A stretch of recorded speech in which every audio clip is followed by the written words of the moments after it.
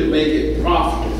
And I don't necessarily mean profitable in dollars and cents, but profitable as a good citizen, profitable as a community, and encourage that recycling, encourage that composting. And we do need to get behind it. We've tried for, somebody said, well, we don't know why it's not working, because we've been trying to make people do it. And you just can't make private individuals do things that they don't want to. I'll give you a story that's a cut into my time. Out of Washington, they recently passed a 5-cent tax on plastic bags. Each time you got a plastic bag, you had to pay 5 cents. Nobody thought it would work. So you got to be crazy. These people out here in Tacoma, they got money. That's not going to bother them. Yes, it did. The incentive just to save that 5 cents, cut it way in half. So what we've got to do is we've got to give incentives to people to do this. Sometimes, even as adults, we have to hold that carrot out there for adults to do the right thing. I know everybody in here, you always do the right thing no matter what. But we need to have some incentive that I'm going to do this. Yes, I'm being a good citizen. I get that good, I get that reward, recognition. But we've got to do that. We need to look at all the mechanisms to do that, to make sure we got the mechanisms in place. But don't think just because we build it, they will come. That will not happen. We have to build it, allow them to come, and encourage them to come with whatever that we can afford to do so that it will be viable for our community. With ACC being the smallest county of any in Georgia, do you plan to work toward a regional approach to building our local agricultural and food economy? Also, how do you plan to encourage the UGA community to contribute to the local agricultural and food economy? I thought it was going to be somebody else first. I think what we can do, first of all, with UGA is, UGA has the expertise in agriculture. We don't have it here. We have Abraham Baldwin College in Tifton, so I'm sure we can get some of those folks up here.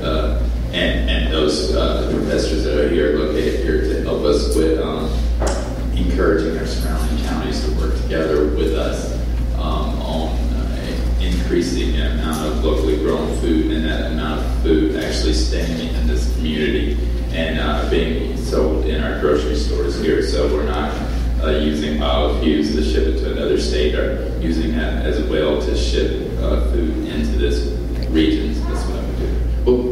What was the first part of that? I'm sorry. Do you plan to work toward a regional approach? Okay, thanks. As your very recent tax commissioner, I don't want to see any more land taken off the tax rolls than we have to. Not only are we the smallest county, but somewhere more than a third, close to 40% of our property is untaxable now. So I would not be in favor of doing anything where we bring a regional farmers market here on a big tract of land that's tax exempt in Clark County. Now, it might be kind of nice right across the border in Oconee County, let them take on some of the tax exempt. But our taxing authority stops our borders. And we have great responsibilities in this city that we've got to meet with the taxable value that we have left to tax. But that being said, I'm most happy for people in Oconee County to come here in the private market, private sector, sell their wares to us. And I do believe in regional approaches, but they've got to be done with that in mind, that our taxing authority stops at our borders and how restricted we are with taxable property already. Well, we have a regional food system in place. Look at our farmers market. Most of those farms are in our surrounding counties. We don't have the land. We're the smallest, like she said, and we're pretty packed. We have the agriculture, but we're not a farming community. But we have neighbors that are our farming community. I've gotten addicted to Johnstone Dairy's chocolate milk. And that's coming from Morgan County. Being the director of a 10-county gardening program designed to start green businesses, I'm very aware of the fact that, for instance, Fertile Crescent, that's at the farmer's market every day, puts the flowers on Hugh Atkinson's tables, and they look wonderful. I could go on. They supply flowers to Always, and they supply flowers to Highlands, North Carolina. And they couldn't have done that without a $2,000 grant. Think about that, $2,000. And they jumped to a whole nother level of being able to distribute and grow.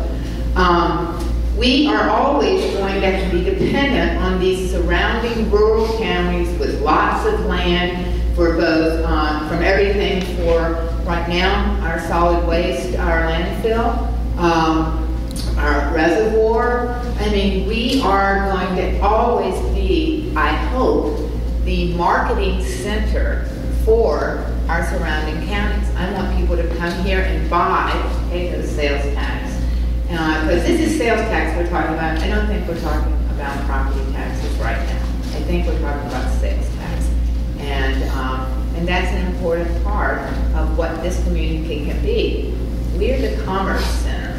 We're not going to be the farming center. But I hope we're the food center. I think the regional approach presents us with the opportunity to bring together the strengths of all of those around us. Yes, Athens, Clark County, we are the smallest, but just to the southeast of us, we have Overville County, which is one of the largest.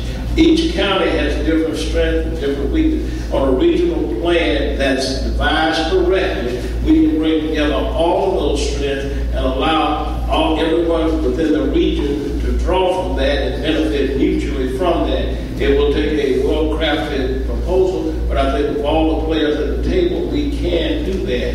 And in doing so, we strengthen them and we strengthen us, and as we strengthen our neighbors, we strengthen our community too. So I think the regional approach is going to work, but one size does not fit all.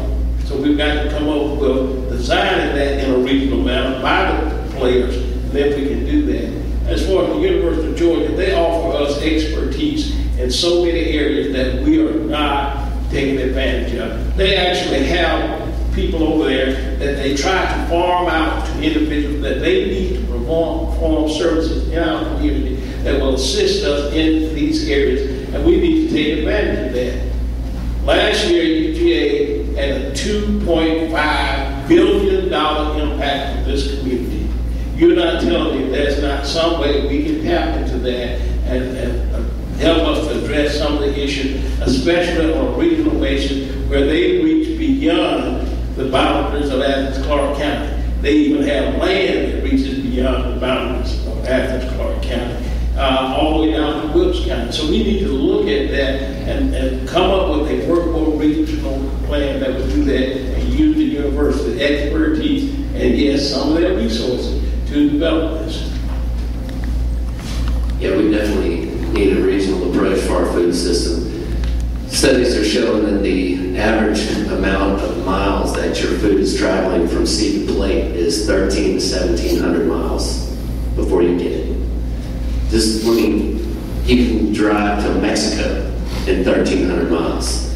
You can get to Toronto, Canada in 1,342 miles. And you can even go to Haiti in 1,200 miles, okay? So a regional approach, I think the idea, the objective would be to get our food distribution service to about a 100-mile radius, I think. Is that pretty close? You want to make it 100 miles. You're going to cut down on your transportation. You're going to cut down on your concept that we're reliant on fossil fuels to transport our fuel, our food sources. I think it's just a better idea. If the community, if Athens, Clark County would spend 5% of their family's food budget on locally grown food, that would inject $7 million into our region. $7 million, okay? So it all comes down to the concept of lowering our fuel costs, lowering our food costs, lowering our impact on the environment, and raising our economy in our region. And we got to start thinking like that. We got to turn into this concept of a transition town, or possibly even a transition region, where we're self-reliant as a region and we can help each other out. We have time for two more. I have two more. Younger senior citizens, ages 60 to 64, are at greatest risk of food insecurity, according to the Meals on Wheels Association of America. This is also the fastest growing demographic. So my question is, have you delivered Meals on Wheels? Will you do so as mayor? And how will you encourage community support of seniors? And